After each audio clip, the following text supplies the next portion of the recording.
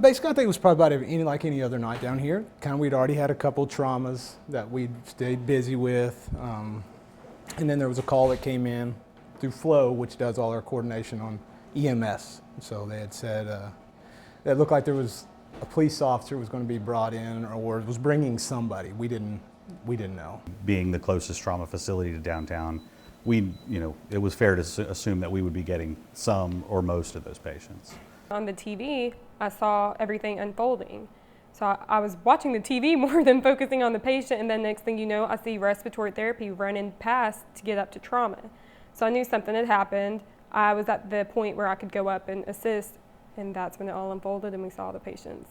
We thought there were going to be a lot more, like the reports were that there were going to be, was it like 9 or something like that?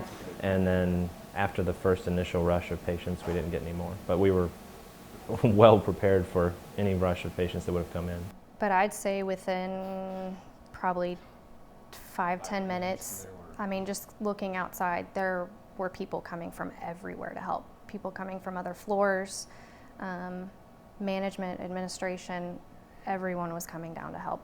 Multiple officers that were brought in that were shot. We didn't know why they were shot or how they were shot, and we didn't find out until probably, I'd say at least 20-30 minutes later, what was going on in downtown. There were overwhelming times, but I was able to, maintain composure, do what I needed to do, and later on in the aftermath, that's when we vented and we're already looking at ways to improve.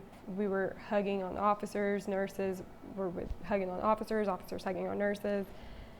It was such a powerful night. I won't forget it for sure.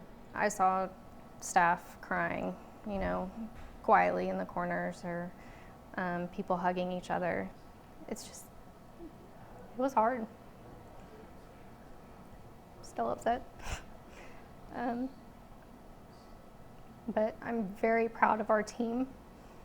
I think they did a fantastic job, and coming back to work, I realized, how much this Baylor family means to me.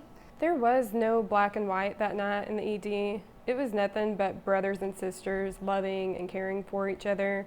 I mean, there were officers outside of the Baylor walls protecting us while we were inside caring for those officers that were hurt. It was nothing but love that night.